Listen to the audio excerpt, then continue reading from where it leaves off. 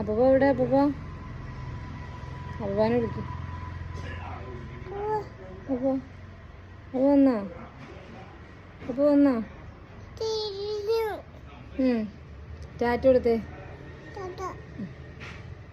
പോയിട്ട് വരാന്ന് പറഞ്ഞേ.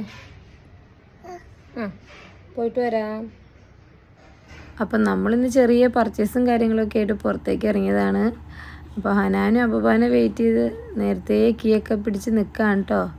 നാളുടെ ലുക്കൊക്കെ ആകെ ചേഞ്ച് ആയേക്കാണ്. മോർണിംഗ് തന്നെ നമ്മൾ ഹെയറൊക്കെ കട്ട് ചെയ്ത് കളഞ്ഞിരുന്നു.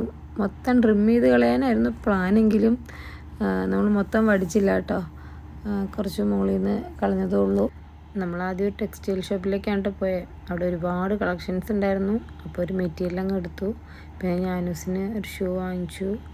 പിന്നെ നമ്മൾ ജസ്റ്റ് ഒന്ന് മാക്സിൽ കയറി. അങ്ങനെ പർച്ചേസിങ് ഒക്കെ കഴിഞ്ഞ് വന്നപ്പോഴേക്കും നല്ല വിശപ്പായിട്ടോ. പിന്നെ നേരെ പോയി മന്തി അടിച്ചു. അപ്പോഴേക്കും നമുക്ക് ടൈം ഒരുപാട് ലേറ്റ് ആയിരുന്നു കേട്ടോ. താത്തമാർ വീട്ടിലെത്തിയിട്ടുണ്ടാവും.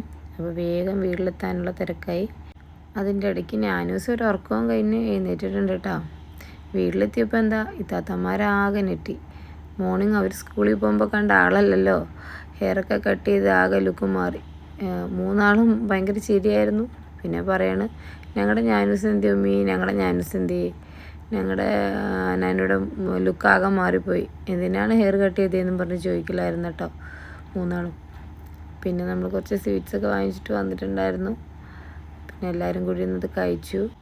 പക്ഷെ കറക്കമൊക്കെ കഴിഞ്ഞ് നാനൂസ് ആകെ ഡൗൺ ആയിരുന്നു കേട്ടോ. എന്ത് പറ്റിയെന്ന് അറിയില്ല. ഭയങ്കര കരച്ചിലായിരുന്നു. രാവിലെ ഇറങ്ങിയതാണല്ലോ, കാരണം മൊത്തത്തിൽ ടയേർഡായിട്ടാവണം. ഇത്താത്തമാർ ഫുഡൊക്കെ കഴിച്ച് അങ്ങനെ ഹാപ്പി ആയിട്ടോ.